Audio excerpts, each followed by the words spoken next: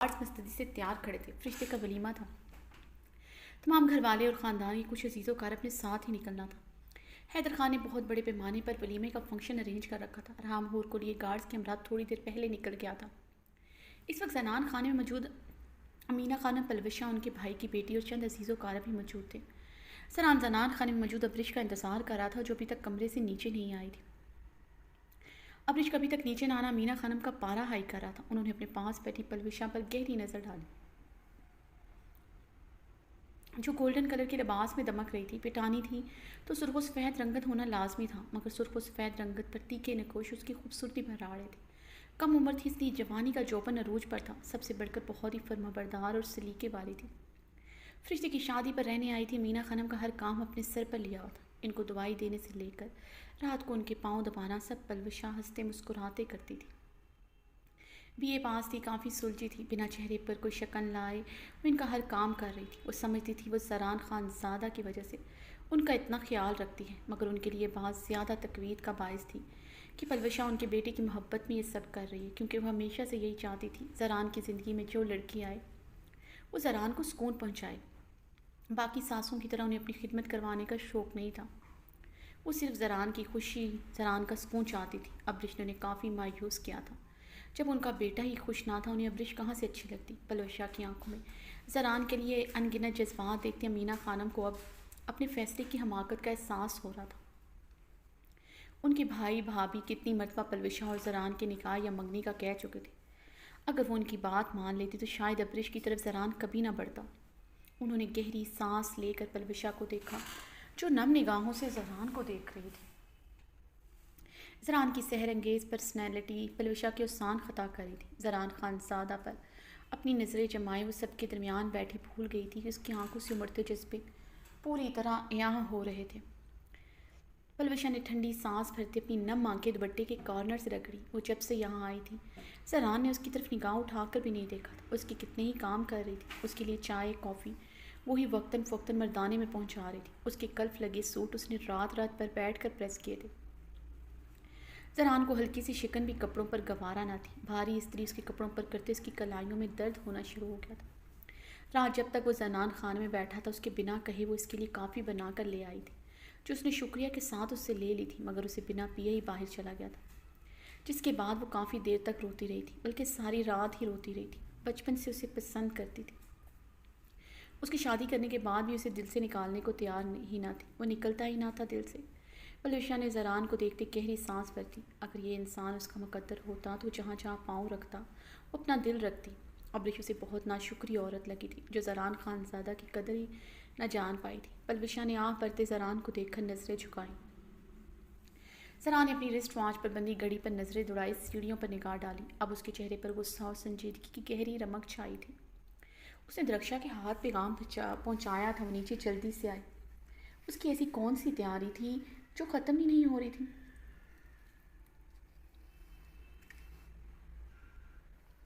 درخشا سے کہلوایا تھا کہ اس کی طرف سے سختی سے منع کرے کہ زیادہ میک اپ کرنے کی ضرورت نہیں، وہ سمپل سا کوئی کامدار ڈریس پہن کر ہلکی سی جیولری پہن کر نیچے آ جائے۔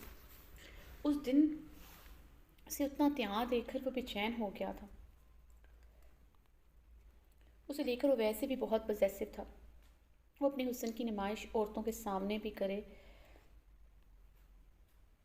یہ زران کو کہاں گوارا تھا۔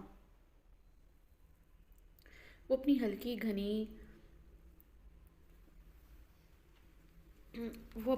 گھنی بھیڑ پر ہاتھ پھیرتے سیڑھیوں کی جانب بڑھائی تھا کہ ابرش آتی دکھائی دی۔ سی گرین کلر کی ویلویٹ کی لانگ سٹائلش سی پیروں تک چھوٹی میکسی میں ملبوس تھی، آنکھوں پر گرین اسموکی میک اپ کی ہوئی تھی، ہونٹوں پر پنک شائننگ لپ گلوز لگایا ہوا تھا۔ گرین نیٹ کا بیڈز کا دوپٹہ سر پر اوڑھا ہوا تھا جس کا ہونا نہ ہونا برابر تھا۔ نیٹ کے باریک دوپٹے سے اس کے سنہری بال صاف دکھ رہے تھے۔ انٹیکس کی گولڈ کی ہیوی جیولری پہنی تھی جو ضرورت سے زیادہ ہی پہن رکھی تھی، بھاری چوکر گردن کی زینت بنا تھا، ناف تک آتی خوبصورت انٹیکس گولڈ کی مالا پہن رکھی تھی جس میں گرین اور میرون زرکون لگا ہوا تھا۔ بلیک چادر جو باہر جاتے اوڑھنی تھی اس نے طے کی ہوئی ہاتھ میں پکڑ رکھی تھی۔ زران اسے دیکھتا جبڑے بھیج گیا تھا، اس کے منع کرنے کے باوجود اتنا تیار ہو کر آئی تھی اور ضرورت سے زیادہ تیار ہو کر آئی تھی. یہ بھی سمجھتا تھا یہ سب جان بوجھ کر کرتی تھی. یہ اتنی تیاری بھی صرف اس کے لیے کر رکھی تھی. زران کے لبوں پر دلکش مسکراہٹ بکھری. یہ سوچ ہی کافی روح پرور تھی. وہ اس کے لیے تیار ہوئی ہے صرف اس پر اپنے حسن کے جلوے بکھیرنے کے لیے.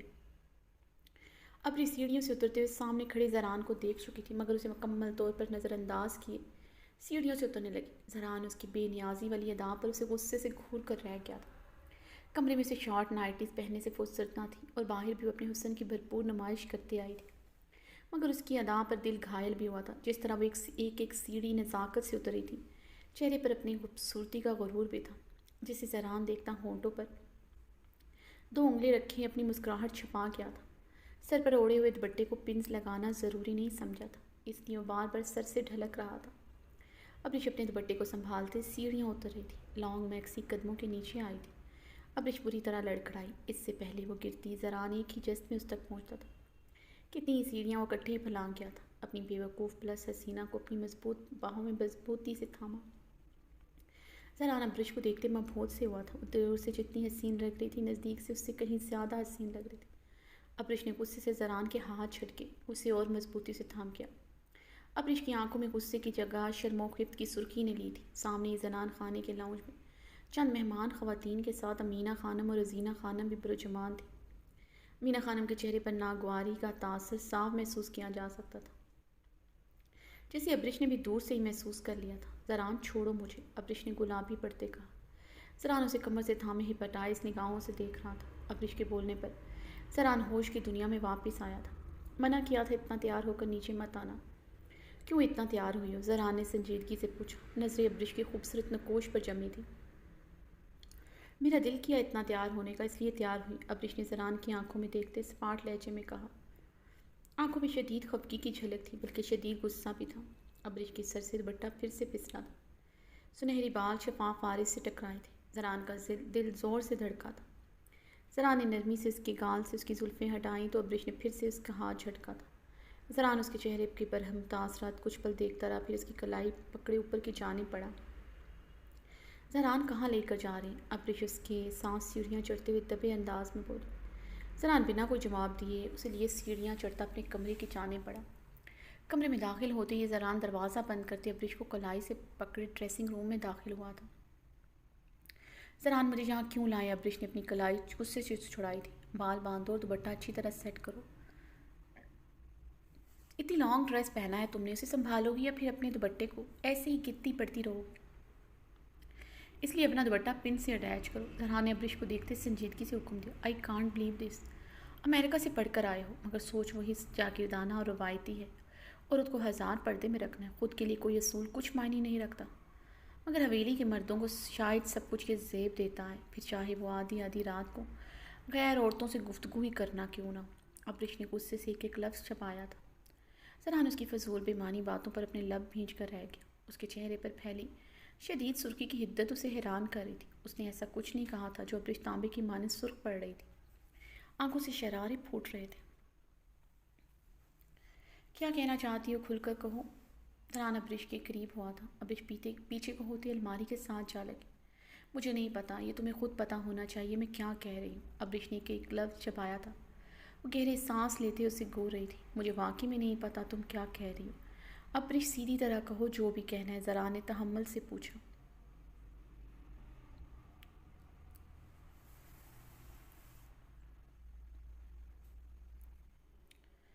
تم آدھی رات کو کہاں تھی؟ ابریش نے شعلہ اگلتی آنکھوں سے زران کو دیکھتے دانت پیسے تھے. میں آدھی رات کو لاؤنج میں تھا. اور کہاں تھا؟ زران نے ابریش کی بات پر اسے سوالیہ نگاہوں سے دیکھتے آئیبرو جھکایا تھا. اسے ابھی تک سمجھ نہیں آیا تھا ابریش کیا کہہ رہی اور اس کی آنکھوں سے چنگاریاں کیوں پھوٹ رہی ہیں. تم جہاں بھی ہو جس کے ساتھ بھی ہو مجھے کوئی فرق نہیں پڑتا, سمجھے تم؟ زران کے انجان بننے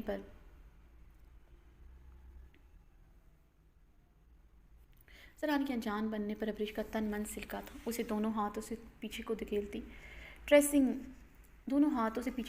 ڈریسنگ روم سے باہر نکل گئی. باہر آتے ہی ابریش نے اپنا دوپٹہ اتار کر بیڈ پر پھینکا تھا اور ڈریسنگ مرر کے سامنے کھڑی ہوتے اپنے جھمکا اتارتے ہوئے ڈریسنگ مرر پر پوری قوت سے دے مارا تھا.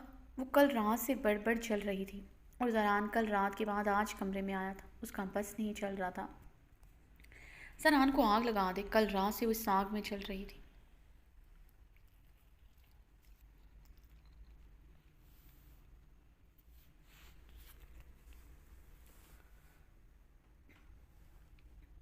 زران نے کمرے میں آتے ابریش کو دیکھا جو بے دردی سے اپنی جیولری نوچ نوچ کر دھارتے ڈریسنگ میرر پر غصے سے مار رہی تھی۔ اسے ابھی بھی سمجھ میں نہیں آیا تھا وہ ڈریسنگ روم میں کیا کہہ رہی تھی۔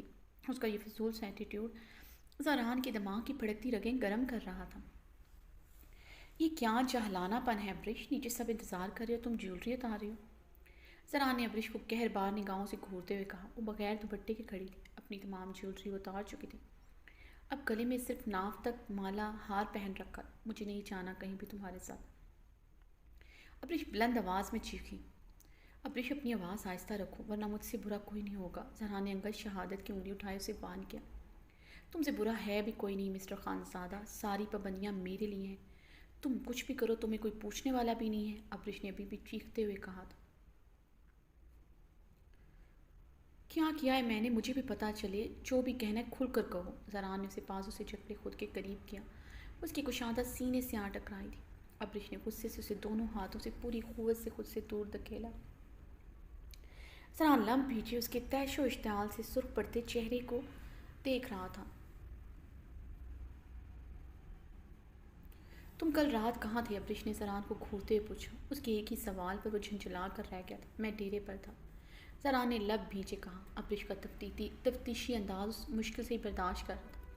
وہ اچھا کسی بیوقوف بنا رہے ہو، ابریش تجزیہ مسکرائی۔ اچھا میں ڈیرے پر نہیں تھا تو پھر میں کہاں تھا؟ تم بہت عقل مند ہو، تم ہی بتا دو مجھے، زران نے ابریش کو دیکھتے سنجیدگی سے کہا۔ تم کل رات لاؤنج میں تھے، ابریش نے سینے پر ہاتھ باندھتے زران کو شرر بار نگاہوں سے گھورا۔ لاؤنج میں تھا تو؟ زران نے ابریش کے انداز دیکھتے حیران ہوتے آبرو جھکائے۔ او تو تمہیں کوئی فرق نہیں پڑتا؟ تم کل رات اپنی کزن پلوشا سے باتیں کر رہے تھے، اس کے ہاتھوں کی کافی پی جا رہی تھی۔ میں اس کمرے سے باہر دوپٹے کے بغیر نہیں جا سکتی۔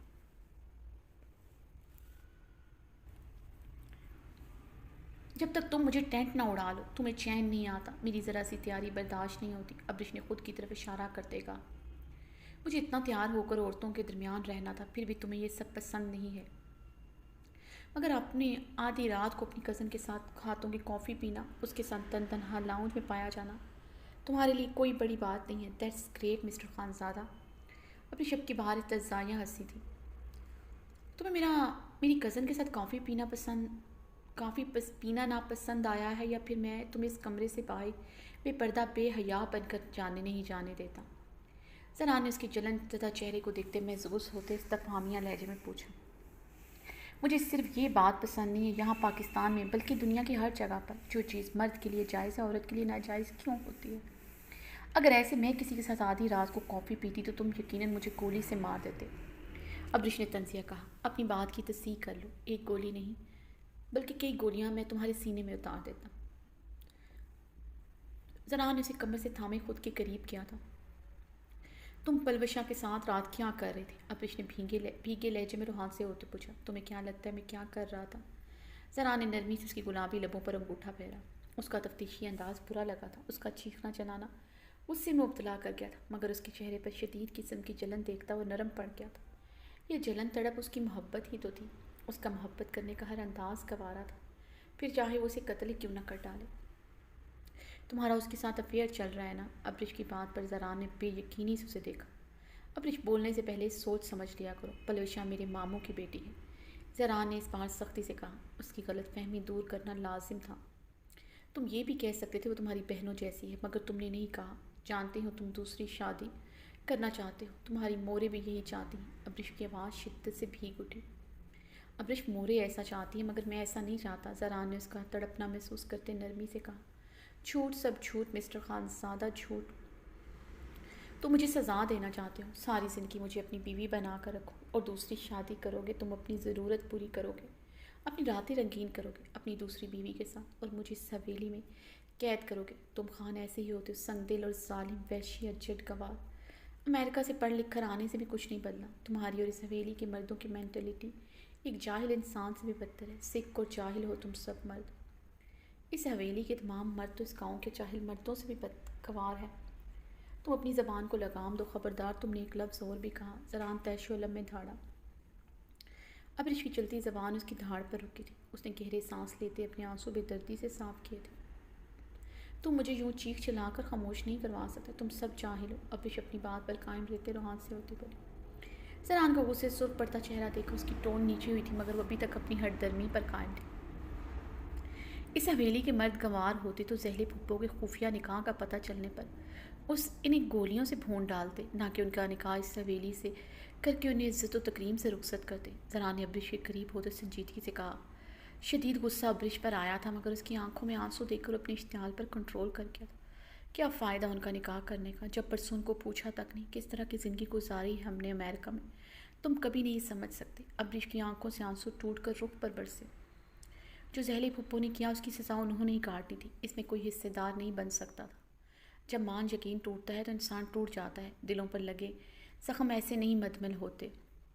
ذرا نے کہتے اپنی گنی داڑھی پر ہاتھ پھیرتے ابرش کے سسکتے وجود کو ایک نظر دیکھا۔ اگر میں بھی اجڑ گنوار ہوتا تو جو تم نے کیا تمہیں زندہ زمین میں گاڑ دیتا، تمہیں اپنی بیوی بنا کر یہاں نہ رکھتا۔ زران کی اگلی بات پر ابرش بے ناپ مچھلی کی طرح تڑپ بھی تھی۔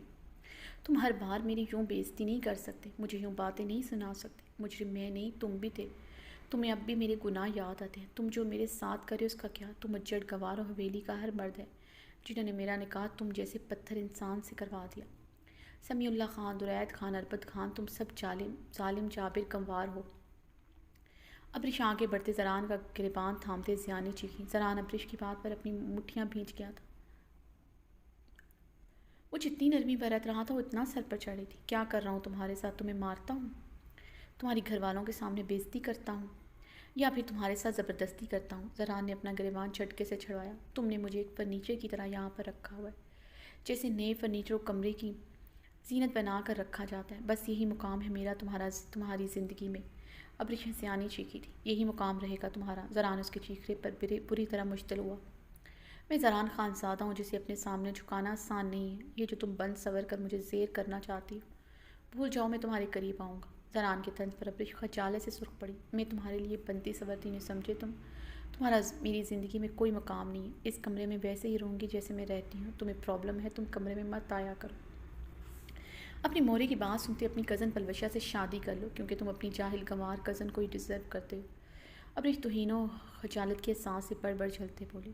کر لوں گا پلوشہ سے شادی، تم فکر نہ کرو، اور تم کمرے میں جیسے بھی حلیے میں رہو مجھے فرق نہیں پڑتا۔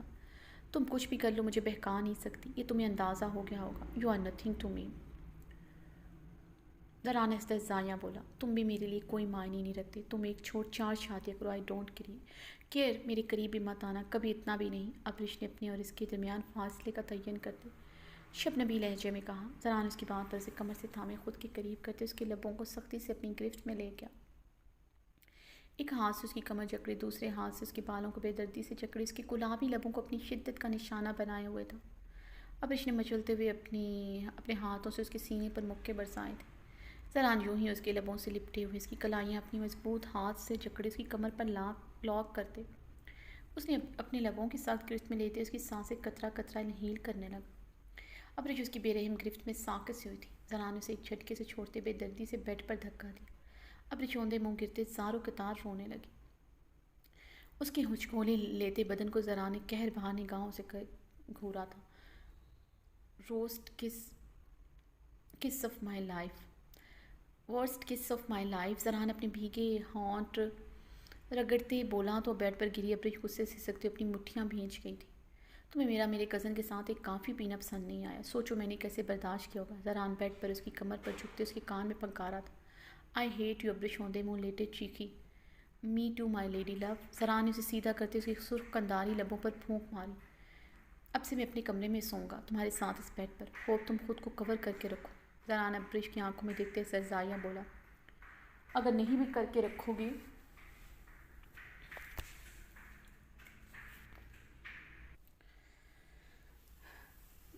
تمہارے ساتھ اس بیڈ پر، ہوپ تم خود کو کور کر کے رکھو، اگر نہیں بھی کر کے رکھو گی مجھے کوئی فرق نہیں پڑتا۔ زران سے آنکھ ماری۔ ابرش نفرت سے منہ پھیر کر رہ گئی تھی۔ زران اس کے اوپر سے اٹھتا اپنی شال کندھوں پر جھٹکتا دروازہ دھاڑ سے بند کرتا وہاں سے چلا گیا تھا۔ ابرش رخ پلٹے سے سکنے لگی تھی۔ زران نیچے آ کر اپنا غصہ کنٹرول کرنے لگا۔ ابریش کو ساتھ لے جانے کا اس کا ارادہ نہیں تھا، نہ ہی اس نے جانا تھا۔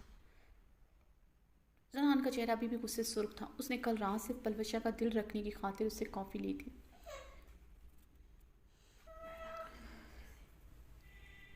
جسے اس نے ٹیسٹ بھی نہیں کیا تھا۔ کافی کی شدید طلب ہوتے ہوئے بھی اس نے کافی کا ایک گھونٹ بھی نہیں بھرا تھا۔ وہ اس کے دل میں کسی بھی قسم کی غلط فہمی نہیں پیدا کرنا چاہتا تھا۔ پلوشہ کے ساتھ اس کی بچپن سے کافی بنتی تھی، ایک حد میں رہتے وہ گفتگو بھی کر لیتے تھے، مگر ابریش سے نکاح کے بعد اس نے اس سے بات بھی کرنا بند کر۔ رات وہ اس کے سامنے والے صوفے پر انگلیاں چٹکاتے کافی دیر تک بیٹھی رہی تھی، مگر اس کا سخت رویہ دیکھتے وہ بات کرنے کی ہمت نہیں کر سکی تھی۔ تھوڑی دیر بعد وہ ڈیرے پر چلا آیا تھا۔ ابریش نہ صرف اس پر الزام لگا رہی تھی ڈٹائی سے، اور اسے اور حویلی کے مردوں کو گالیاں بھی دے رہی تھی۔ ابریش اتنی ضدی اور خود سر ہوگی اسے اندازہ نہ تھا۔ وہ کسی بھی صورت جھکنے کو تیار نہ تھی۔ وہ اپنے رویے کی معذرت کرتی، الٹا ہر چیز کے لیے اسے یہ الزام دے رہی تھی۔ آسان نہیں تھا اس کے لیے ابریش سے دور رہنا، ننگی تلوار پر چلنے کے مترادف تھا۔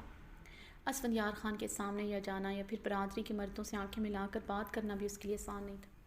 ابریش کا وہ جھوٹا اقرار محبت یاد آ جائے، وہ اظہار چھوٹا تھا، مگر یہ وہ سمجھتا تھا اس حویلی کے مرد اور برادری کے لوگ تو نہیں۔ ہو سکتا ہے اسفندیار خان بھی کچھ ایسا سمجھتا ہو کہ ابریش اسے پسند کرتی ہے۔ یہ باتیں سوچتی اس کے خون میں فشار بلند ہوتے تھے، اس کے قریب جانے سے اس کی رگوں میں خون لاوے کی طرح ابلنے لگتا تھا۔ وہ چاہتی تو نرمی سے اپنی محبت سے اس رشتے کو آگے بڑھاتی، الٹا وہ اس سے مقابلے پر اتر آئی تھی۔ شاید ابریش کے قریب جانے سے اس کے بھڑکتے خون کو راحت مل جائے۔ اگر ایسا نہ ہوا تو ہر روز اپنا غصہ اس کے وجود پر اتارتا پھرے گا۔ اسی ایک بات کی وجہ سے اس کے قریب نہیں جا پا رہا تھا۔ اسے ہرٹ نہیں کرنا چاہتا تھا، مگر اسے سزا دینے کے لیے، اپنی کوئی ضرورت پوری کرنے کے لیے اس کا پلوشہ سے شادی کرنے کا بالکل ارادہ نہ تھا۔ ابریش اتنی شکی ہوگی اسے اندازہ نہ تھا، یا اس کی شدید محبت یہ سوچتے ہی زران تلخی سے مسکرایا تھا۔ وہ اسے چھوڑ کر کسی اور سے نکاح کر رہی تھی۔ اگر وہ سچ میں اس سے محبت کرتی اسے چھوڑ بے شک دیتی، مگر کسی کی طرف کبھی نہ بڑھتی۔ زران خان زادہ کی آنکھیں سرخ ہوئی تھیں۔ ہر بار کی طرح یہ سوچتے وہ اذیتوں کی انتہا پر تھا۔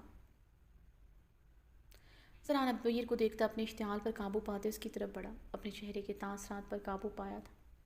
ابیر بلو کلر کی کامدار پٹھانی فراک میں ملبوس تھی، جس پر بڑا سا نیٹ کا دوپٹہ اوڑھ رکھا تھا۔ زران ابیر کے ماتھے پر بینڈیج دیکھ کر پریشان ہوا تھا۔ یہ کیا ہوا ہے؟ زران کی اونچی آواز پر زنان خانہ میں موجود تمام افراد ان کی طرف متوجہ ہوئے تھے۔ امینہ خانم پریشانی سے زران کی طرف بڑھی تھی۔ زنان خانے میں اس وقت کچھ عزیز و اقارب بھی بیٹھے تھے۔ ابیر کے ماتھے پر چوٹ کے نشان سے زیادہ وہ زران کے غصے سے پریشان ہوئی تھی۔ کچھ نہیں لالا، مجھے کل چکر آ گیا تھا، میں گر پڑی تھی، جس کی وجہ سے میرا ماتھا ڈریسنگ ٹیبل کے کارنر سے ٹکرا گیا۔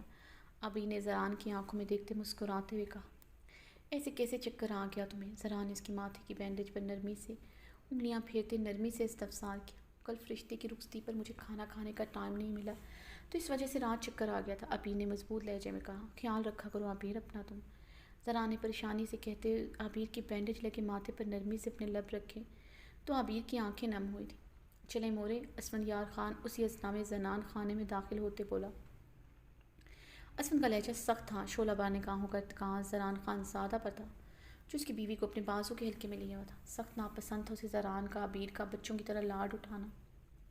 ورنہ روزینہ خانم اسفند کو دیکھتی اپنی بڑی سی چادر کو سنبھالتے اسفند کی طرف بڑھی۔ چلو ہم تیار ہیں، روزینہ خانم نے اسی چادر سے اپنا چہرہ اچھی طرح ڈھکتے ہوئے کہا۔ اسفندیار خان کی سر نظریں ابیر پر تھی، جو اسے دیکھتے بھی بڑی ڈٹائی سے زران کے بازو کے حلقے میں کھڑی تھی۔ ابیر چلو، تمہیں الگ سے دعوت نامہ دینا پڑے گا۔ اسفند نے دانت پر دانت جمائے ابیر کو خشمگین نگاہوں سے گھورا۔ تم جاؤ، ابیر میرے ساتھ آ جائے گی، زران نے اسفند کے سر سپاٹ چہرے کو دیکھتے سنجیدگی سے کہا۔ اسفند زران کی بات پر غصے سے لب بھیج گیا تھا۔ ابیر بیوی ہے میری، وہ میرے ساتھ ہی جائے گی، اس لیے یہ حق اپنی بیوی پر جتاؤں تو زیادہ اچھا ہوگا، میری بیوی سے دور رہا کرو۔ اسفند نے دانت پیستے ہوئے ابیر کو بازو سے جکڑتے زران کے حصار سے اپنی طرف کھینچا تھا۔ ابیر نے گہرا سانس بھرتے اسفند اور زران کے چہرے کو دیکھا، جو سخت برہمی لیے ہوئے تھے۔ دونوں ہی ایک دوسرے کو سرد نگاہوں سے گھور رہے تھے۔ زران اسفندیار کے تپے ہوئے چہرے کو دیکھتے خاموش ہو گیا تھا۔ چادر اوڑھو، اسفندیار نے ابیر کو خشم کی نگاہوں سے گھورتے حکم دیتے لمبے لمبے ڈگ پڑتا چلا گیا۔ ابیر نے اپنے کندھوں پر بڑی شال اپنے سر پر اوڑھتے اپنا چہرہ چھپاتے اسفندیار خان کی تکلیف میں اس کی طرف بڑھی۔ درخشاں، زران نے بلند آواز میں درخشاں کو پکارا، وہ بھاگتی ہوئی آئی تھی۔ جی لالا، اس زرق برق لباس میں ملبوس تیار تھی۔ درخشا تم اب برج کے پاس رکو گی۔ زران کے حکم پر درخشا کا رنگ پھیکا پڑا تھا۔ فرشتے کے ولیمے پر جانے کے لیے تیار ہوئی تھی۔ فرشتے اس کی پکی سہیلی تھی۔ زران نے درخشا کا پھیکا چہرہ محسوس کر لیا تھا جسے وہ اگنور کر گیا تھا۔ اب برج کے پاس کسی کا ہونا ضروری تھا۔ ویلی میں اور بھی ملازمائیں تھیں مگر درخشا کے علاوہ اسے کسی پر بھروسہ نہ تھا۔ زران امینہ خانم پلوشہ کے ہمراہ باہر کار پورچ کی طرف بڑھا۔ امینہ خانم اور پلوشہ پچھلی سیٹ پر بیٹھے تھے۔ زران نے ڈرائیونگ سیٹ پر بیٹھتے گاڑی سٹارٹ کی۔ آگے پیچھے گارڈز کی گاڑیاں بھی آگے بڑھی تھیں۔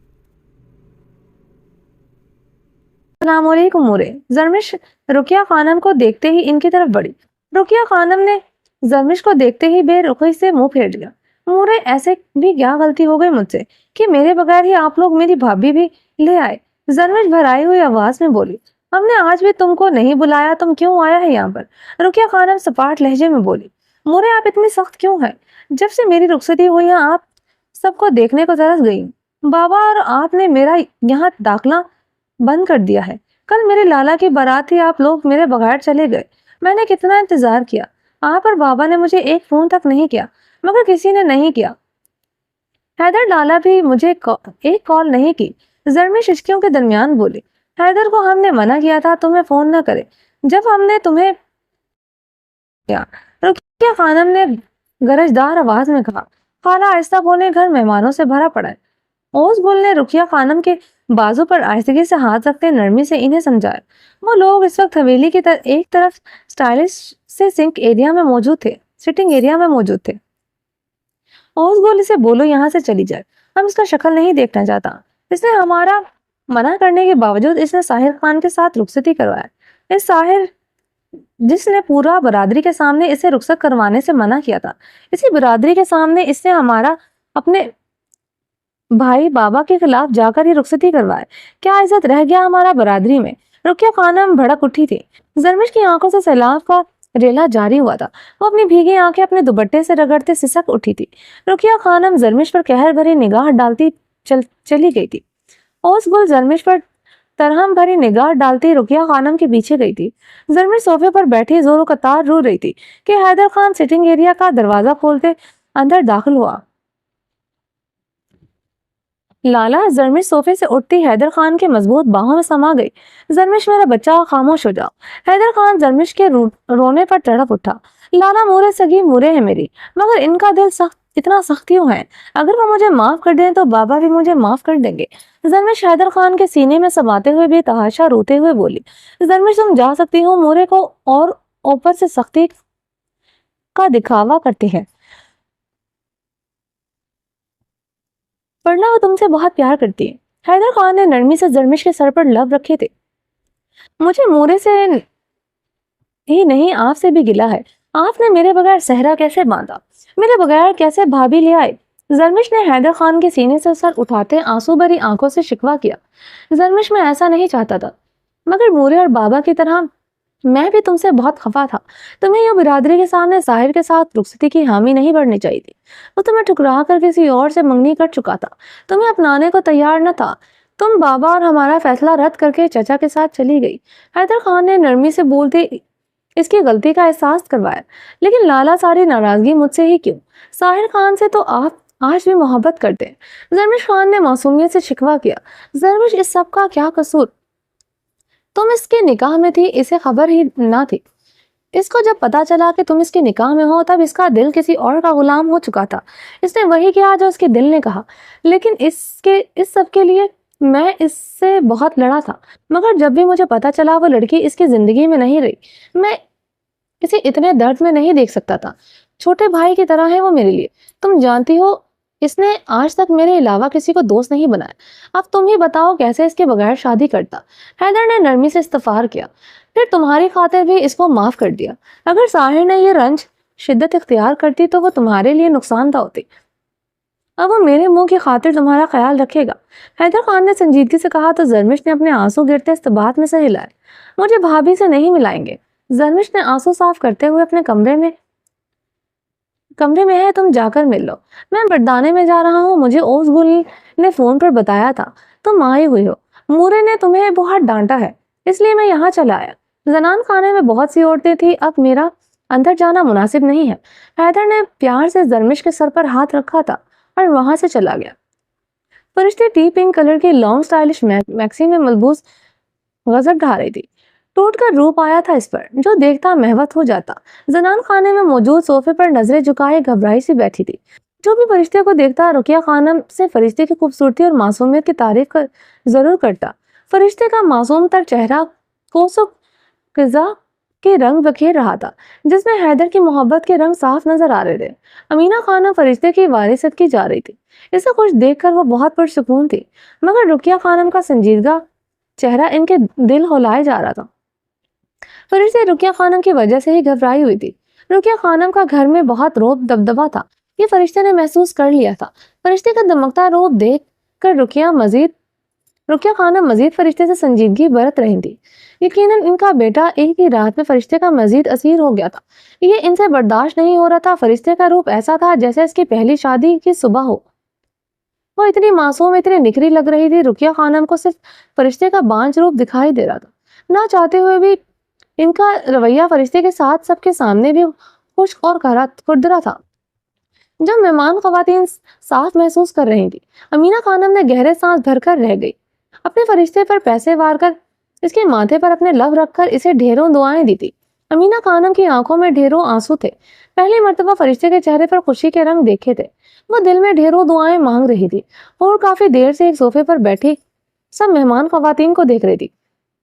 عابر بہاریں سب سے بہت خوش اخلاقی اور پٹھانی میں گفتگو کر رہی تھی اور نم نگاہوں سے سب کو دیکھا۔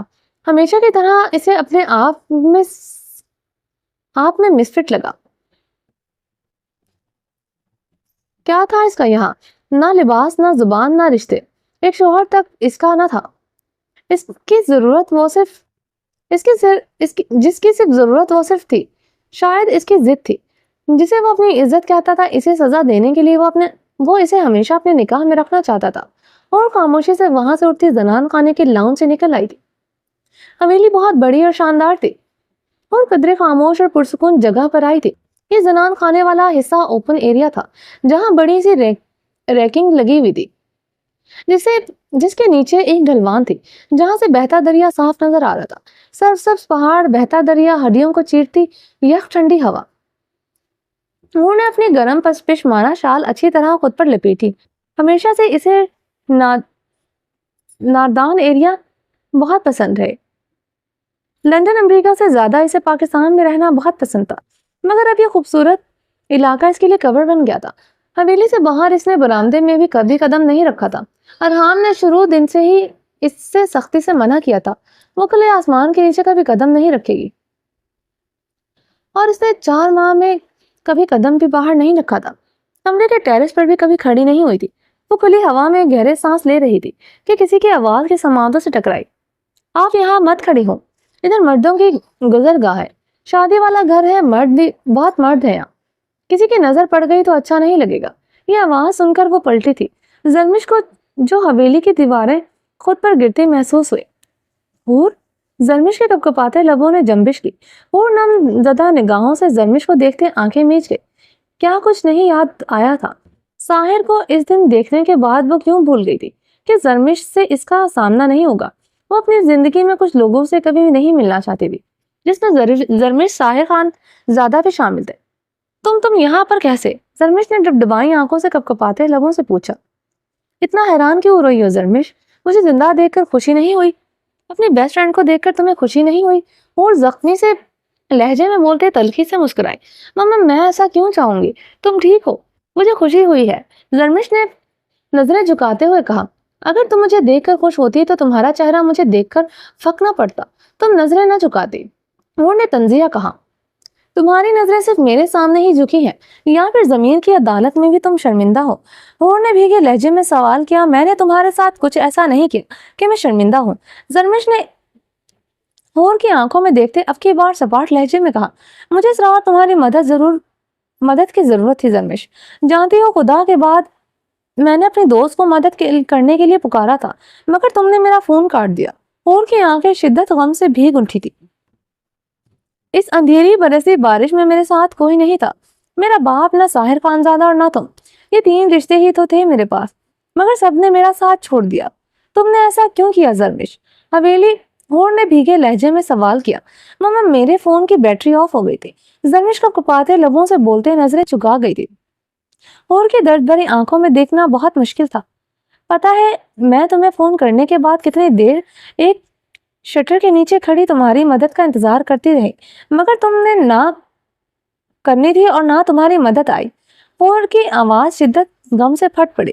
کتنی راتیں کتنے دن مجھے یاد بھی نہیں زرمش، میں نے کیسے گزارے؟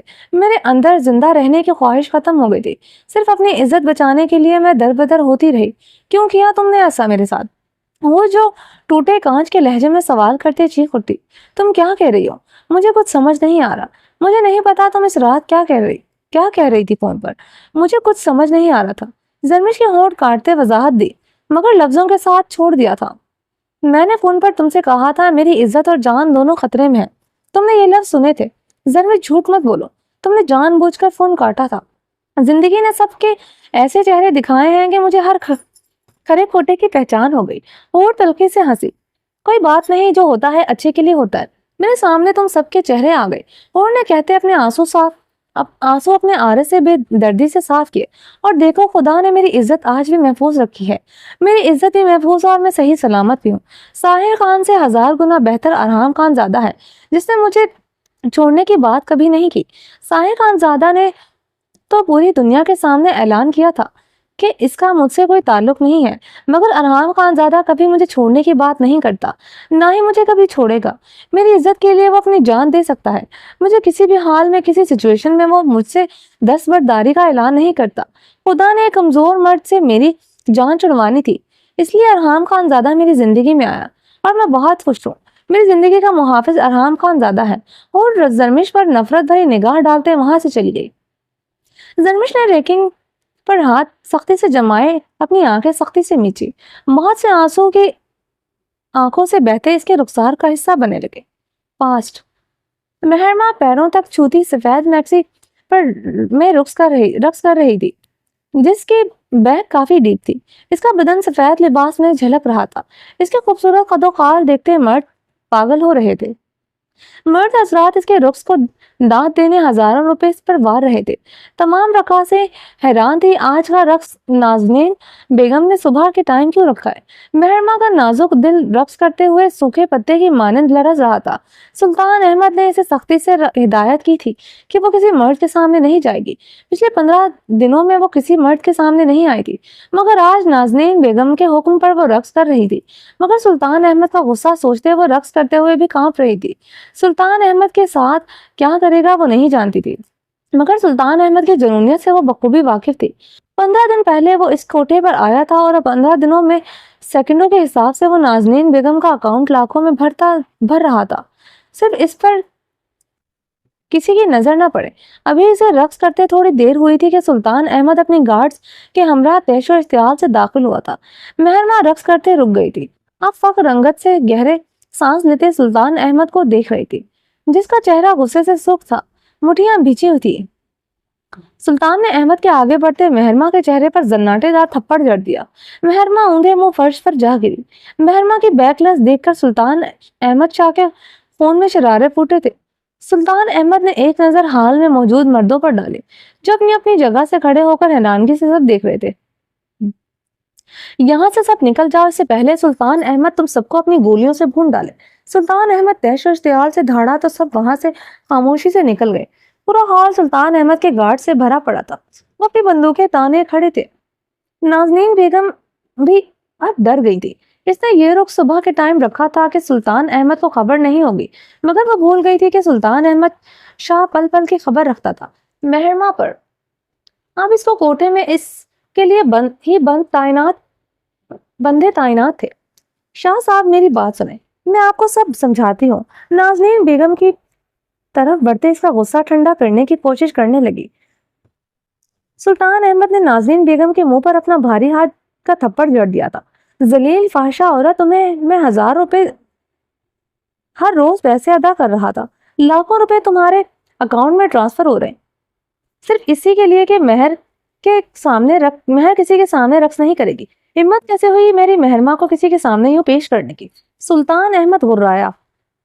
تم نے مجھ پر ہاتھ اٹھا کر ٹھیک نہیں کیا سلطان احمد. میں گئی گزری نہیں ہوں جو تم جیسے کتنے ہی مرد میرے تلوے چاٹتے ہیں. تمہیں اس کا حساب چکانا پڑے گا. نازنین بیگم اپنے گال پر ہاتھ رکھتے گھرائی. وہ تلوے چاٹتے ہوں گے مگر سلطان احمد کسی کے تلوے نہیں چاٹتا، الٹا اپنے پیروں کی دھول چٹانے پر مجبور کرتا ہے تم جیسی حرافہ کو. سلطان احمد نازنین بیگم کے بال دبوچتے گھرایا تھا. مہرماں صرف میری ہے، صرف میری. سلطان احمد شاہ غیص و غضب سے پوری قوت سے دھاڑا تھا تو کوٹھے کی در و دیوار لرز اٹھی تھی. مہرماں سلطان احمد کی دھاڑ سن کر کانپتے ہوئے دیوار کا سہارا لیا تھا. وہ بمشکل اپنے قدموں پر کھڑی تھی. سلطان احمد کے تھپڑ سے نازک گال نیلا ہو چکا تھا، ہونٹ کے کنارے سے خون نکل رہا تھا. سلطان احمد نے ایک نظر مہرماں کو دیکھا تھا، اپنی چادر کر مہرماں کے بدن پر اڑائی. نازنین بیگم گراتے ہوئے مہرماں کی طرف بڑھی تھی. سلطان احمد نے مہرماں کو اپنی بازوؤں کے حصار میں لیا. خبردار، تمہارے ناپاک ہاتھوں نے میری مہرماں کو چھوا بھی تو کاٹ کے رکھ دوں گا. سلطان احمد بلند آواز میں چیخا تھا. شہنشاہ نازنین بیگم نے چیختے ہوئے اپنے گارڈز کو پکارا. تمہارا وہ شہنشاہ نیچے ٹانگوں سے محروم درد سے زمین پر پڑا کر رہا ہے اور تمہارے ساتھ سارے کتے بھی ایسے ہی پڑے ہیں زمین پر ساکت. سلطان احمد نازنین بیگم کے میک اپ سے لتڑے کراہیت زدہ لہجے کو دیکھتے تمسکرانہ ہنسا. اپنی جیب سے چیک بک نکالتے سلطان احمد نے 50 کروڑ کا چیک سائن کرتے نازنین بیگم کے منہ پر مارا. یہ تمہاری اوقات سے بڑھ کر تمہیں دے رہا ہوں. یہ میری مہرماں کی قیمت نہیں، کیونکہ میری مہرماں کی کوئی قیمت بھی نہیں ہو سکتی. یہ اس کا صدقہ ہے جو تمہیں دے کر جا رہا ہوں. اگر میری مہرماں کے قریب بھی کسی کی کبھی بھی نظر آئی تو زندہ زمین میں گاڑ دوں گا. سلطان احمد اسے نازنین بیگم کو زمین پر دھکا دیتا ہوا بولا. سلطان احمد مہرماں کا ہاتھ پکڑے اسے وہاں سے لے آیا تھا. مہرماں ریڈ دلہن کے لباس میں سلطان احمد کے کمرے میں اس کے بیڈ پر بیٹھی تھی. پورا بدن لرز رہا تھا. اس نے کبھی سوچا نہیں تھا وہ کسی کی کبھی بیوی بھی بنے گی، مگر سلطان احمد نے اپنا وعدہ پورا کر دکھایا تھا. کوٹھے پر آئے ہوئے بہت سے مردوں نے اسے وعدے کیے تھے مگر کوئی اپنا وعدہ پورا نہ کر سکا تھا. نازنین بیگم نے کسی کو کبھی اس کی طرف بڑھنے ہی نہیں دیا تھا. کتنے ہی مردوں نے اپنی دلہن بنانے کے لیے نازنین بیگم کو کروڑوں کی قیمت ادا کرنے کی کوشش کی، مگر نازنین بیگم نے تمام آفر مسترد کر دی کیونکہ وہ ایک دفعہ اس کی قیمت وصول نہیں کرنا چاہتی تھی. وہ ساری عمر اس کی خوبصورتی کا خراج کروڑوں روپے سے وصول کرنا چاہتی تھی. چلیں جی، باقی کا نیکسٹ ایپیسوڈ میں کنٹینیو کریں گے. اگر آپ نے ابھی تک میرے اس چینل کو سبسکرائب نہیں کیا تو پلیز سبسکرائب کر لیں، لائک اینڈ شیئر کریں اور اپنی رائے کمنٹ باکس میں لازمی دیں. چلیں جی، اپنا ڈھیر سارا خیال رکھیے گا. اللہ حافظ. السلام علیکم dear readers, Urdu novels library میں آپ کا ڈھیر سارا ویلکم. رمز عشق by Noor Asif other episode کے ساتھ حاضر ہوئی ہوں. اگر آپ نے ابھی تک میرے اس چینل کو سبسکرائب نہیں کیا تو پلیز سبسکرائب کر لیں، لائک اینڈ شیئر کریں اور اپنی رائے کمنٹ باکس میں لازمی دیں. چلیں سٹارٹ کرتے ہیں. سلطان احمد نے نازنین بیگم کو کروڑوں روپے کی آفر کی تھی. نازنین بیگم نے وہ آفر مسترد کر کے صرف ایک رات کے لیے سلطان احمد کو سونپنے کو کہا تھا، مگر سلطان احمد نے انکار کر دیا. وہ مہرماں کے قریب نہیں گیا تھا مگر وہ نازنین بیگم کو لاکھوں روپے دے رہا تھا کہ وہ کسی کے سامنے رقص نہ کرے. آج وہ اسے وہاں سے لے آیا تھا اور اپنے محلے جیسے گھر میں لا کر نکاح کر لیا تھا. مہر شاہ کا پورا بدن خوف سے لرز رہا تھا. وہ کوٹھے کی زینت ضرور تھی مگر کبھی کوئی مرد اس کے نزدیک نہیں آیا تھا. وہ صرف ایک رقاصہ تھی. نازنین بیگم اس کی خوبصورتی دکھا کر مردوں کو بہکانا چاہتی تھی تاکہ اس کی ایک ایک رات کا کروڑوں روپے وصول کر سکے. وہ اتنی خوبصورت تھی کہ مرد اس کے ساتھ ایک رات بتانے کے لیے اپنا سب کچھ نچھاور کرنے کو تیار تھے. سلطان احمد کا پلڑا بھاری رہا. وہ اسے ایک رات کے لیے نہیں بلکہ اپنی دلہن بنا کر لے آیا تھا اپنے پاس. مہر شاہ نے سامنے رکھے ڈریسنگ مرر میں خود کو دیکھا اور ایک ہیرا تھی. وہ ایک ہیرا تھی. چاند ستارے اس کی خوبصورتی کے آگے مانند پڑتے تھے. وہ جتنی خوبصورت تھی نصیب اتنا ہی بدصورت تھا. ماں باپ کے مرنے کے بعد وہ دربدر ہوتے نازنین بیگم کے ہاتھ لگ گئی جس نے اسے پالا تھا. اب وہ 18 سال کی ہونے والی تھی. جوانی ٹوٹ کر آئی تھی. 16 سال کی عمر سے اس کی قیمت لگ رہی تھی. آج 50 کروڑوں کے عوض اس کا سودا ہو گیا تھا. مہرما کو اپنا بہت کچھ کم قیمت لگا۔ سلطان احمد کا نازنین بیگم کو پیسے دینا پسند نہیں آیا۔ وہ جس جگہ رہی تھی اس نے دیکھا تھا ہر کوئی انہیں اپنی بستر کی زینت بننے کو تیار ہوتا تھا۔ نکاح کر کے اگر لے بھی جاتا تو وہ جلد یا بدیر اس کوٹھے کی زینت ضرور بنتی تھی۔ کیا سلطان احمد بھی اس کے بدن سے کھیلے گا؟ دل بھرنے پر اسے چھوڑ دے گا؟ وہ واپس گندگی میں کیسے جائے گی؟ مہرما اب رونا شروع ہو چکی تھی۔ اس نے تو اس گندگی سے دھیرے سے نکلنے کا سوچنا ہی نہیں تھا۔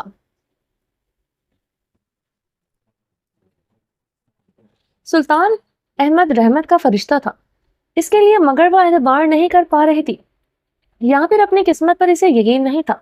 وہ چہرہ دونوں ہاتھوں میں چھپائے پھوٹ پھوٹ کر رو دی۔ مہرما کا نازک بدن خوف سے کھچکولوں کی زد میں تھا۔ کوٹھے پر موجود کئی لڑکیاں جب بھاری قیمت کے عوض کسی کو سونپی جاتی تو ان کا کیا حال ہوتا تھا وہ بخوبی واقف تھی۔ دروازہ کھولنے کی آواز پر مہر نے گہرے سانس لیتے اپنے آنسو صاف کیے۔ اپنے لرزتے بدن پر قابو پاتے وہ خود میں سمٹی تھی، مگر سلطان احمد کے بھاری قدموں کی آہٹ سے اس کا انگ انگ لرز رہا تھا۔ سلطان احمد کی شخصیت سے وہ ایسے مرعوب تھی جس دن سے سلطان احمد نے اسے کوٹھے پر دیکھا تھا۔ اس کا رقص دوسرے مردوں کے سامنے بند ہو چکا تھا۔ سلطان احمد ہزار لاکھوں روپے نازنین بیگم کو دیتا کہ وہ کسی مرد کے سامنے رقص نہیں کرے گی۔ نازنین بیگم کو کیا چاہیے تھا؟ اس کا اکاؤنٹ پیسوں سے بھر رہا تھا اور دوسرے مرد اس کا رقص دیکھنے کے لیے بےتاب ہوتے اس کی قیمت میں اضافہ کر رہے تھے۔ سلطان کی حیثیت سے واقف ہو چکی تھی۔ اسے کوٹھے میں موجود لڑکیوں نے بتایا تھا وہ بہت امیر کبیر با اثر شخص ہے۔ سلطان احمد اس بھاری قدموں سے چلتے اس کے سامنے آ کر بیٹھا۔ مہرما مزید خود میں سمٹی بیک گراؤنڈ کے ساتھ جا لگی۔ سلطان احمد مزید اس کے قریب ہوا تھا۔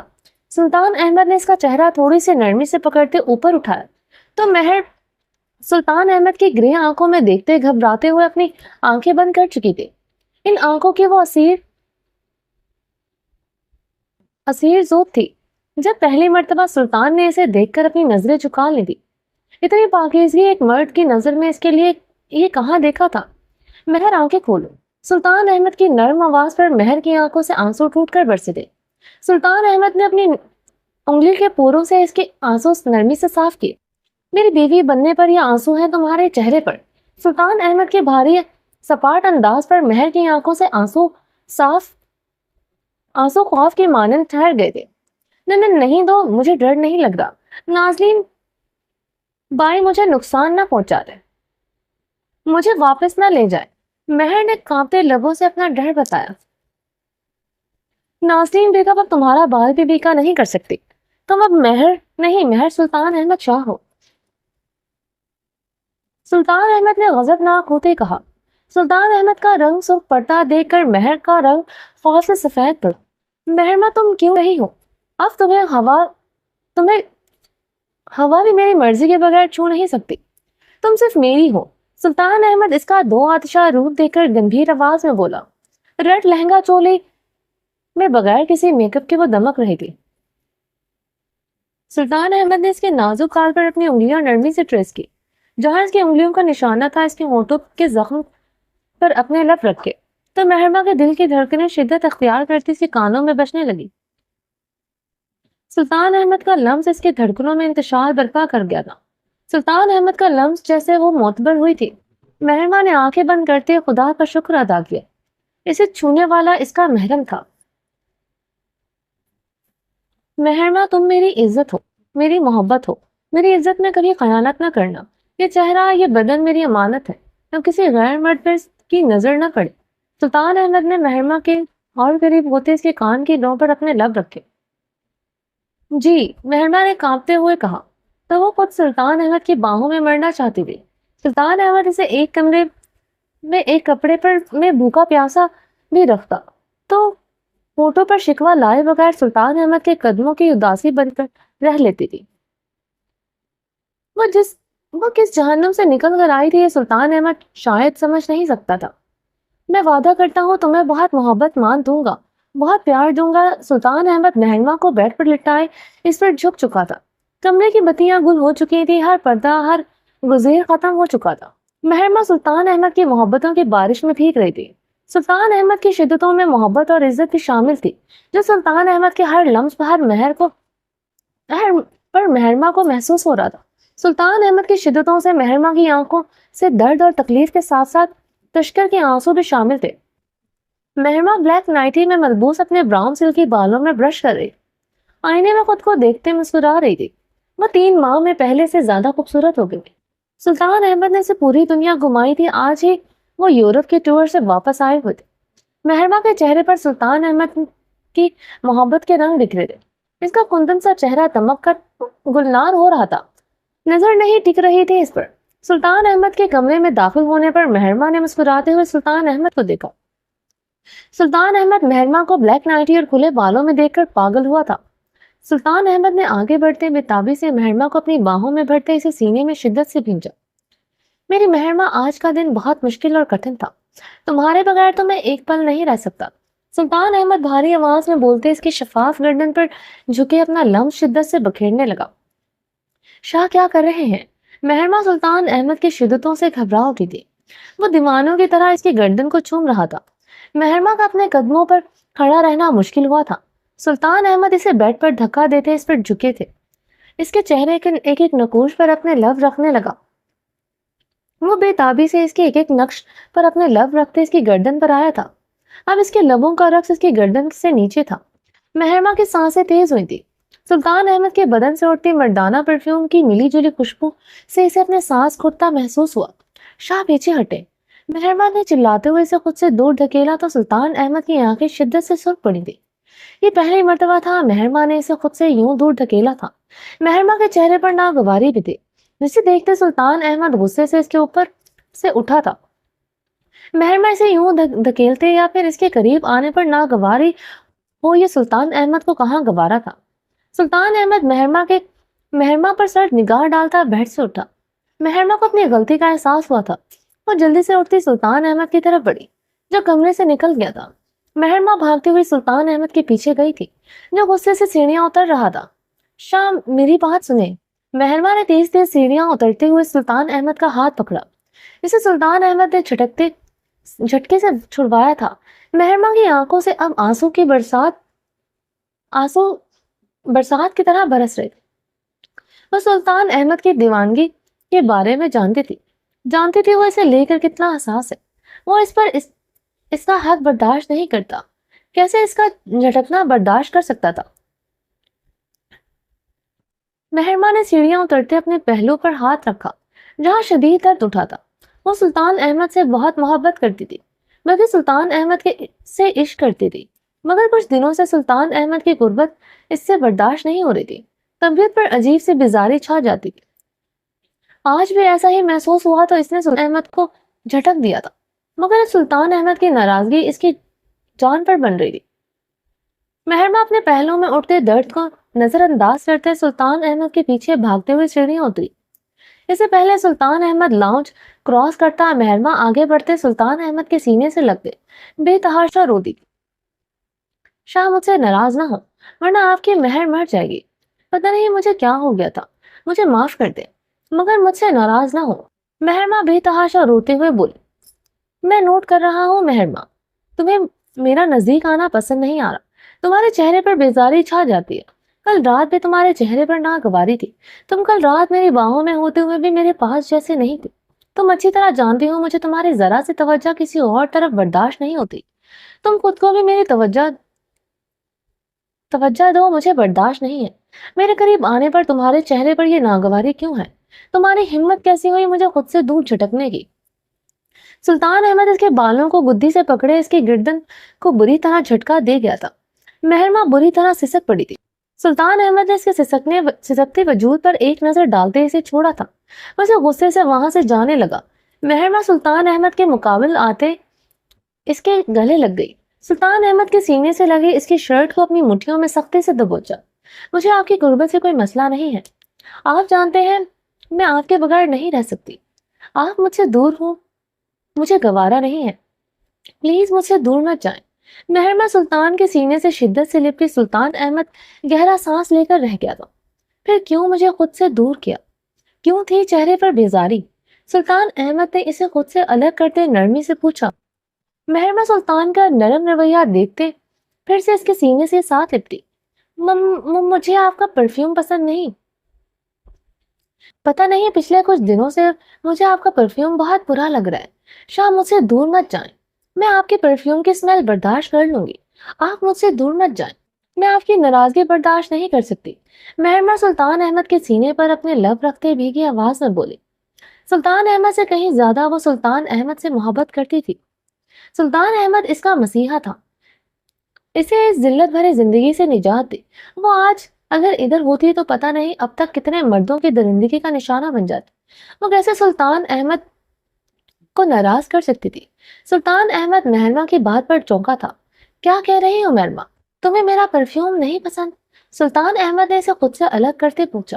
ہاں مجھے بہت برا لگتا ہے آپ کا پرفیوم، ابھی بھی اس کی اسمیل میرا سر چکرا رہا ہے، مہرمہ نے سسکی لیتے ہوئے کہا۔ واقعی میں سلطان احمد نے دور جانے سے دل ہول رہا تھا، مگر سلطان کا پرفیوم اس کی جان لے رہا تھا۔ وہ بہت مشکل سے برداشت کر رہی تھی۔ سلطان احمد کا دل زوروں سے دھڑکا تھا۔ مہرمہ کم عمر تھی مگر وہ میچور تھا۔ وہ سمجھ گیا تھا مہرمہ کی ایسی طبیعت کیوں ہے۔ سلطان احمد نے اسے نرمی سے اپنے سینے میں بھیجا۔ مہر میری جان، میں یہ پرفیوم آئندہ نہیں لگاؤں گا، بلکہ کوئی بھی پرفیوم نہیں لگاؤں گا، مگر مجھے خود سے دور نہ کیا کرو۔ تمہارا شاہ تمہارے لیے پاگل ہے، تمہارے بغیر ایک پل نہیں رہ سکتا۔ آج آفس میں میرا دل نہیں لگا، میں نے سوچا ہم دوبارہ ورلڈ ٹور پر جاتے ہیں جہاں تم اور صرف میں ہوں، یہ آفس وغیرہ نہ ہو، کوئی تیسرا نہ ہو، مگر اب لگتا ہے ممکن نہیں رہا کوئی تیسرا ہمارے درمیان جلدی آنے والا ہے۔ سلطان احمد کے دو معنی انداز اور گہری مسکراہٹ کو دیکھتے مہرمہ نے الجھن بھری نگاہوں سے سلطان احمد کو دیکھا۔ کون آنے والا ہے شاہ؟ مہرمہ نے سلوالیہ انداز میں پوچھا۔ ابھی پتا چل جائے گا کون آنے والا ہے، سلطان احمد گہرا مسکرایا۔ مہرمہ ابھی بھی نہ سمجھی سے سلطان کو دیکھ رہی تھی۔ جو بھی آئے گا وہ مہر پر اپنا حق جتائے گا اور وہ مجھے برداشت کرنا پڑے گا۔ سلطان احمد نے اسے قریب کیا۔ لیکن تم مجھ سے وعدہ کرو مجھے کبھی اگنور نہیں کرو گی، ایسے ہی مجھ سے محبت کرو گی۔ سلطان احمد اس کے چہرے کو اپنے ہاتھوں کے پیالے میں بھرتا اس کے لبوں پر چکا تھا۔ مہرمہ سلطان احمد کی گردن میں اپنی باہیں حمال کرتے سلطان احمد کی شدت میں اس کا ساتھ دینے لگی۔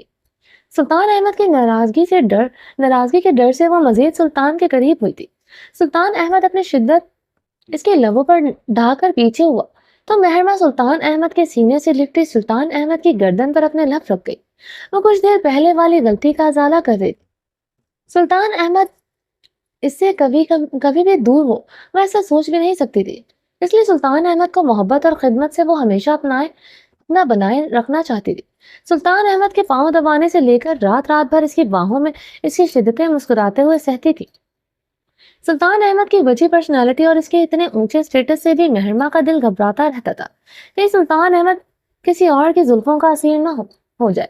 سلطان احمد نے کوٹھے پر اسے دیکھا تھا، یعنی سلطان احمد بھی عام مردوں کی طرح تھا، وہ کوٹھے پر جا سکتا تھا، کل کو کوئی بھی اسے پسند آ سکتی تھی۔ مہرمہ کا نازک دل اسی خوف سے لرزتا رہتا تھا۔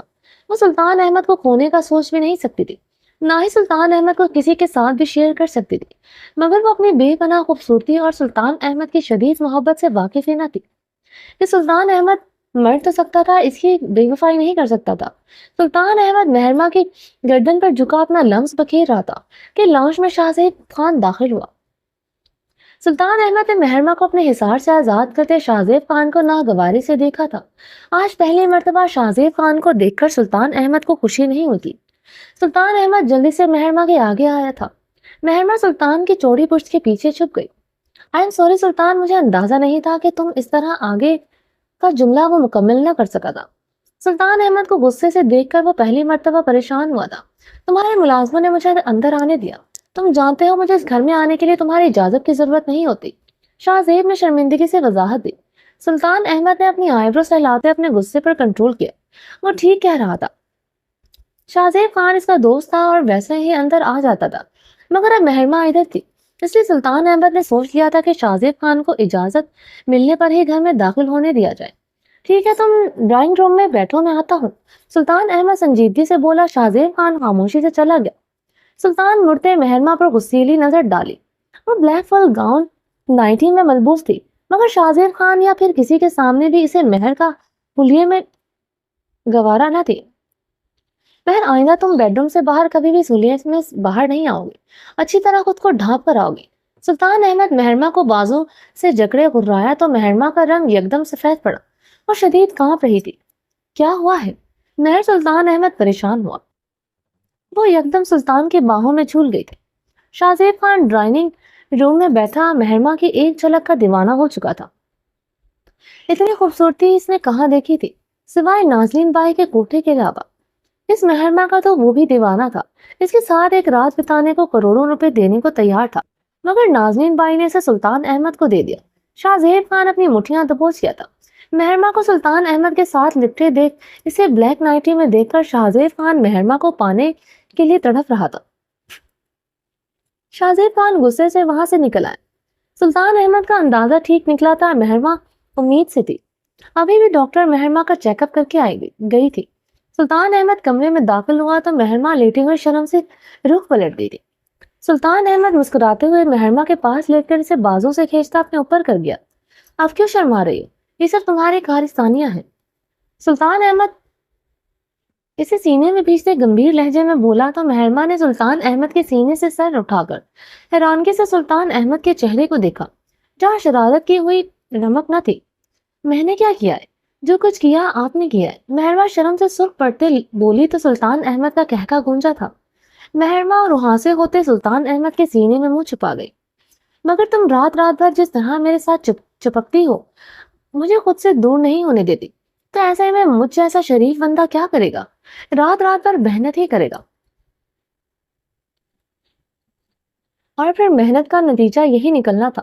سلطان احمد شرارتی لہجے میں بولا تو مہرما سرخ پڑتے مزید سلطان احمد کے ساتھ لپٹی۔ اب دیکھو ابھی بھی یہی کر رہی ہوں، کیسے لپٹ رہی ہو مجھ سے؟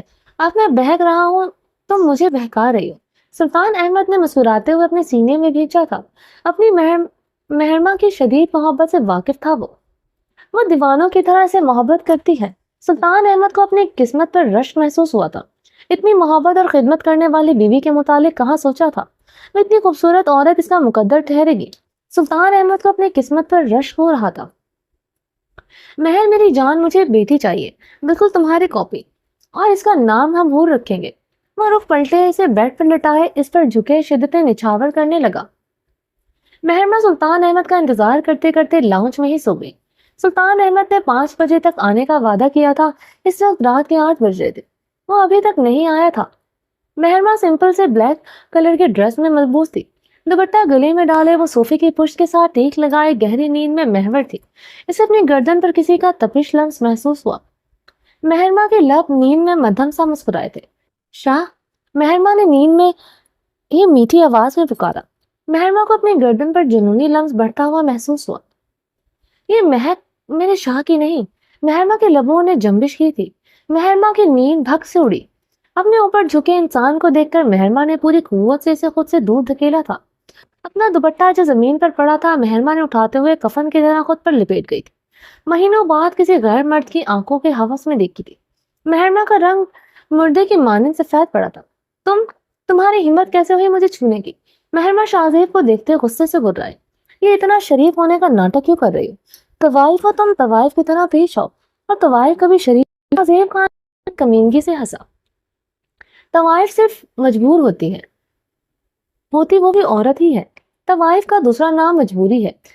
مہرما شاہزیب کے منہ سے اپنے لیے طوائف کا لفظ سنتے چیخ اٹھی تھی۔ مجبوری ہو یا جو بھی ہو تو طوائف۔ مہرما کو تڑپتے دیکھ شاہزیب خان مہر کو آنکھ ونک کرتے ہنسا۔ میں جائز ماں باپ کی جائز اولاد ہوں، سنا تم نے؟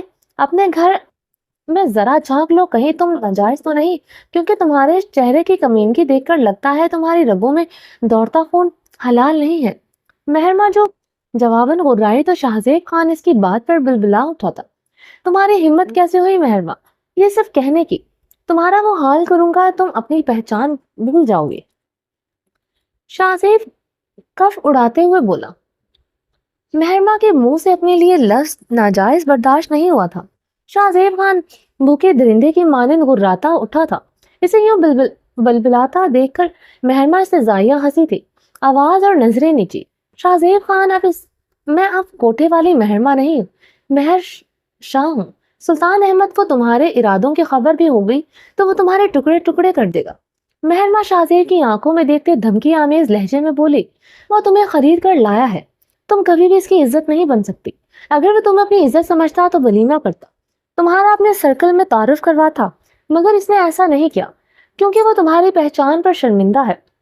तुमसे दिल बढ़ जाने पर वो जल्दी या बदेर तुम्हें दोबारा इसी कोठे की जीनत बना देगा। मेरे साथ डील कर लो एक रात के लिए, खुद को मेरे सुपुर्द कर दो, मैं तुम्हें इस कोठे की जीनत नहीं बनने दूंगा। सुल्तान से मैं तुम्हें खरीद लूंगा और फिर तुम्हें उमर मलका बनाकर रखूंगा। सिर्फ आज की रात के लिए मुझे सौंप दो, वो कमीनगी से बोलता महरमा की तरफ बढ़ा। गार्ड्स, महरमा पीछे को होती हलक के बल चीखी, तुम्हारी मदद करने आज कोई नहीं आएगा। सुल्तान को आज देर हो जाएगी, वो एक बहुत इंपॉर्टेंट मीटिंग में मसरूफ है।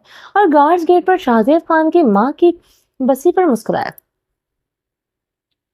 महरमा शाहजेब की बात सुनते परेशान हुई थी। वो इस वक्त इस महल नुमा घर में अकेली थी। महरमा की जाती मुलाजमा आज किसी वजह से छुट्टी पर थी। गेट पर चौकीदार और गार्ड्स तैनात थे। शाहजेब खान बिना इजाजत अंदर आ जाता था, इसलिए मुलाजमों ने इसे रोका नहीं था। महरमा जल्दी से सीढ़ियों की तरफ भागी ताकि ऊपर जाकर सुल्तान शाह को फोन कर सके या फिर किसी कमरे में खुद को लॉक कर सके। शाहजेब महरमा को सीढ़ियों की तरफ से बढ़ते देख इसके पीछे लगा। महरमा भागते हुए कई सीढ़ियां इसके साथ ही चढ़ गई। इसके पहलू में शदीद दर्द उठा, मगर इस वक्त इसे अपनी इज्जत से बढ़कर कोई चीज प्यारी नहीं थी। महरमा ने कमरे में दाखिल होते दरवाजा बंद करना चाहा, मगर शाहजेब के पांव से ठोकर मारकर वो जमीन के पर मुंह के बल गिरी थी। शाहजेब अंदर दाखिल हो चुका था। महरमा सीधी होती खिसकती हुई अब पीछे को ही। महरमा अपना दुपट्टा अच्छी तरह खुद पर लपेटे हुए पीछे को खिसक रही थी। शाहजेब धीरे धीरे मुस्कुराते हुए इसकी तरफ कदम बढ़ा रहा था। आज इसके और महरमा के बीच कोई नहीं आ सकता था।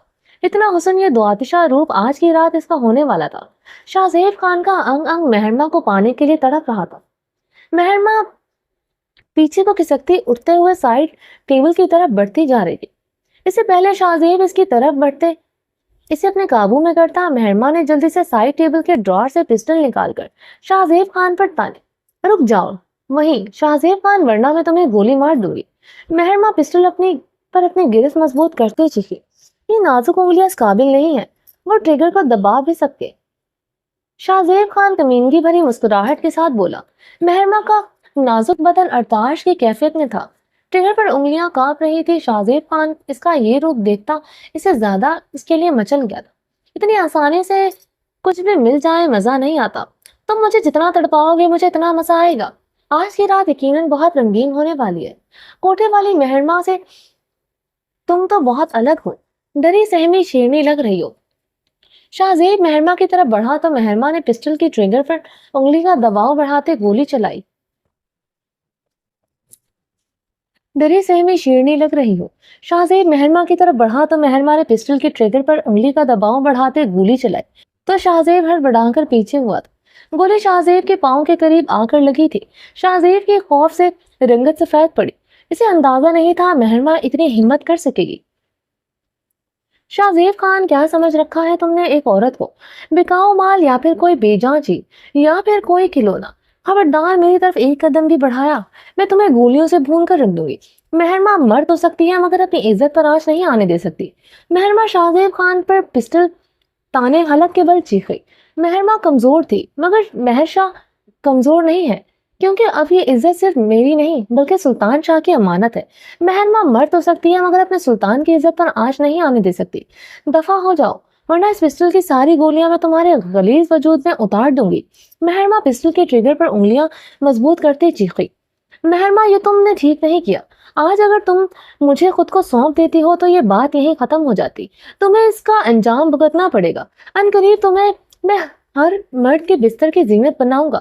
शाहजेब खान सुर्ख चेहरे के साथ बोलता कमरे से निकल गया। शाहजेब खान के जाने के बाद महरमा पिस्टल दूर फेंकती बेड के ऊपर ऊंधे मुंह गिरकर रोने लगी। क्या कोठे पर चंद साल गुजारने के से वो एक तवाइफ बन गई थी? इसकी पहचान सिर्फ क्या तवाइफ थी? इसकी रगों में दौड़ता जायज खून इसकी पहचान नहीं थी। महरमा का दिल शिद्दत से गम से फट रहा था। वह एक शरीफ माँ बाप के बतन से पैदा हुई, इज्जत से किसी के نکاح میں آ گئی تھی۔ وہ رقص ضرور کرتی تھی مگر کبھی کسی مرد نے اسے چھوا نہیں تھا۔ شاید خدا نے اس کی عزت کی لاج اسی لیے رکھی تھی۔ وہ ایک نیک باپ کی بیٹی تھی جو مسجد میں امام تھا، مگر پھر بھی اس پر ایک طوائف کا ٹیگ لگ گیا تھا، اس لیے سلطان احمد نے اسے اپنے سرکل میں انٹروڈیوس نہیں کروایا تھا۔ وہ جانتی تھی سلطان احمد نہیں چاہتا کوئی بھی اسے پہچانے۔ مہر بیڈ شیٹ کو مٹھیوں میں دبوچے شدت غم سے رو دی تھی۔ وہ سلطان احمد کو بتانا چاہتی تھی شاہزیب کے بارے میں، مگر مہرماں بتانے کی ہمت نہیں جٹا پا رہی تھی۔ وہ کیسے بتاتی کہ شاہزیب خان بھی کوٹھے پر اسے رقص کرتا دیکھ چکا تھا، وہ اس پر ہوس بھری نظر رکھتا تھا۔ سلطان احمد کو یہ بات کتنی تکلیف دے گی؟ اس کے جگری دوست نے اس کی بیوی کے بدن کو للچائی نظروں سے دیکھا ہے، یا پھر سلطان احمد نے بھی اگر اسے ماضی کا تانا دے دیا تو وہ مر جائے گی۔ لفظ طوائف سلطان احمد کے منہ سے سننا کسی قیمت پر گوارا نہ تھا۔ سلطان احمد نے اس چند ماہ میں اسے بہت عزت بہت مان دیا تھا، اسے کبھی احساس نہیں ہونے دیا تھا کہ وہ کہاں سے آئی ہے۔ آج پھر لفظ طوائف مہرماں کے حواس چھین رہا تھا۔ مہرماں شدت غم سے اونچا اونچا بین کر رہی تھی۔ وہ نہیں جانتی تھی سلطان احمد یہ سب چھپا کر وہ اپنی زندگی کی سب سے سنگین غلطی کرنے جا رہی ہے۔ مہرماں نے غصے سے سلطان احمد کو دیکھا جو جب سے آفس میں آیا تھا اسے بالکل مکمل نظر انداز کیے 6 ماہ کی ہور میں مگن تھا۔ ہور بیڈ پر لیٹی کلکاریاں مار رہی تھی، 6 ماہ کی ہو چکی تھی، اس لیے وہ سلطان احمد کو پہچاننے لگی تھی۔ سلطان احمد کو دیکھ کر ہنسنے لگ جاتی یا پھر رو رو کر خود کی طرف متوجہ کرتی۔ ابھی بھی وہ جب سے آفس آیا تھا ہور سے کھیل رہا تھا اور یہ سب دیکھ کر مہرماں کا پارا ہائی ہو رہا تھا۔ وہ اسے مکمل طور پر نظر انداز کیے ہوئے تھا۔ مہرماں نے اپنے بالوں میں برش کرتے ایک نظر سلطان کو دیکھا، دوسرے پل برش ڈریسنگ ٹیبل پر زور سے پٹکا۔ سلطان احمد کے لبوں پر محم سے مسکراہٹ رقصاں ہوئی۔ وہ ہور کے ساتھ کھیلتے اپنی خوبصورت بیوی کو بھی اپنی نظروں کے حصار میں رکھے ہوئے تھا۔ مہرماں کی جیلسی سے وہ بخوبی واقف تھا، اس لیے وہ مہرماں کو مکمل طور پر نظر انداز کیے ہور کے پیٹ میں ہلکی سی گدگدی کرتے اس سے کھیلنے لگا۔ مہرماں کو مزید تپایا تھا، شاہ میں آپ کو نظر انداز کروں تو آپ سے برداشت نہیں کرتے، مگر جب سے ہور آئی ہے آپ مجھے مکمل بھول چکے ہیں۔ مہرماں سلطان احمد کے پاس بیٹھ کے کنارے پر بیٹھتے شکوہ کے لہجے میں بولی، میری زندگی میں سب سے امپورٹنٹ صرف ہور ہے، میری بیٹی، میری زندگی، میری جان۔ سلطان احمد نے ہور کے گال پر اپنے لب نرمی سے رکھے تھے، مہرماں کی طرف اب بھی نہیں دیکھا تھا۔ شاہ میری کوئی اہمیت نہیں، صرف آپ کی بیٹی ہی آپ کو پیاری ہے۔ مہرماں کی آواز بھیگی تو سلطان احمد کا بھاری کہکا گونجا۔ مہرماں کو جیلس ہوتے دیکھ سلطان احمد بہت محفوظ ہوتا تھا، اپنی ہی بیٹی سے جیلس ہوتے کسی کو پہلی مرتبہ دیکھا ہے۔ سلطان احمد مہرماں کی طرف مڑتے سے اپنی باہوں میں بھرتے ہوئے پیار سے بولا۔ مہرماں کی بھیگی آنکھیں کہاں سے گوارا تھی، وہ آنکھوں پر اپنے لب رکھ گیا تھا۔ جیلس نہیں ہو رہی، آپ کی زندگی میں ہی اپنی ویلیو بتا رہی ہوں۔ جس بیٹی سے آپ شدید محبت کرتے ہیں بھولے مت، وہ میں نے ہی آپ کو دی ہے، مہرماں نروٹھے انداز میں بولی۔ سلطان کا فلک شگاف کہکا برآمد ہوا تھا۔ مہرماں یہ بات اسے دن میں کتنی مرتبہ جتاتی تھی۔ مہرماں، میری مہرماں، اتنا خوبصورت تحفہ آپ نے ہی مجھے دیا ہے جس کے لیے میں آپ کا شکر گزار ہوں۔ ساری زندگی یہ سر آپ کے سامنے جھکا رہے گا، آپ نے اتنی قیمتی اور پیارا تحفہ دیا۔ سلطان احمد نے مہرماں کو مزید اپنے سینے میں بیچے اس کے بالوں پر لب رکھتے کہا تو مہرماں کے لبوں پر تفاخر بھری مسکراہٹ پھیلی تھی۔ سلطان احمد کی سانسیں تھی ہور میں۔ ہور کے پیدا ہونے پر سلطان احمد مہرماں کے بہت ناز نخرے اٹھاتا تھا، پہلے سے بھی زیادہ محبت کرتا تھا۔